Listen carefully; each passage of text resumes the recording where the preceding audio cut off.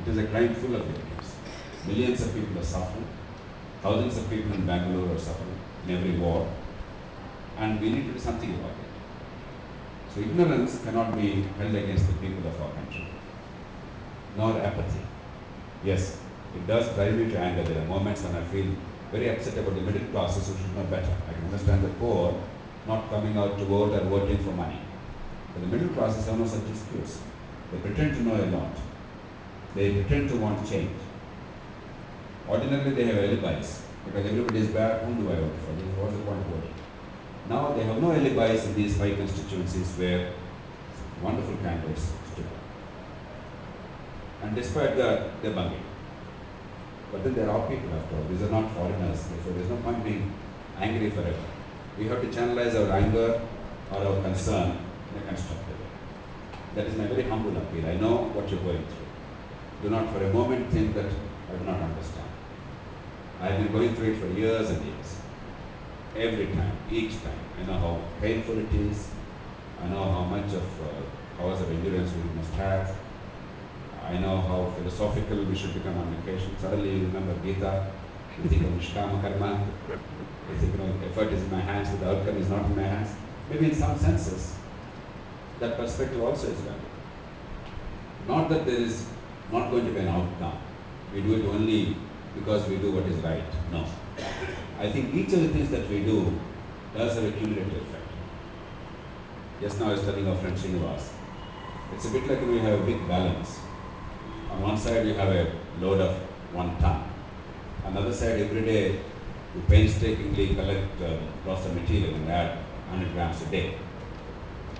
You add 1 kg, 2 kgs, 1 quintal, 2 quintals, but nothing much seems to be happening. The balance does not tilt, and you get frustrated. It doesn't mean that you're not adding weight.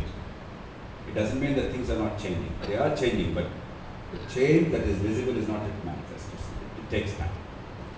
Once you reach that 10 tons or 1 ton, add 1 more 100 grams load or effort, suddenly it changes. Not because the last 100 grams that you put, but because the cumulative effort that you put in for so many years and so many of us. Only some people may be privileged to see those results.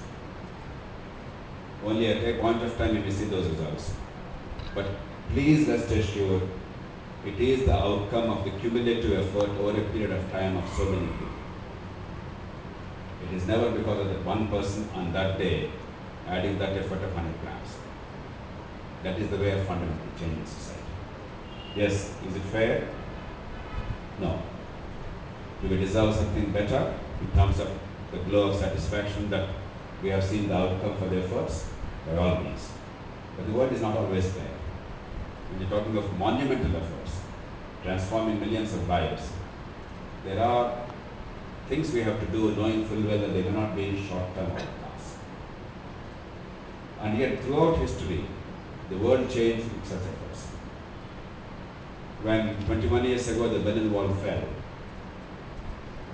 it seemed as if in 2 weeks, 2 tumultuous weeks, when hundreds of thousands of people merely walked, they did nothing more than walking towards Hungary and other countries, ultimately to reach West Germany. Suddenly the wall fell. It certainly did not fall because of the work of those 2 weeks. That was the culmination.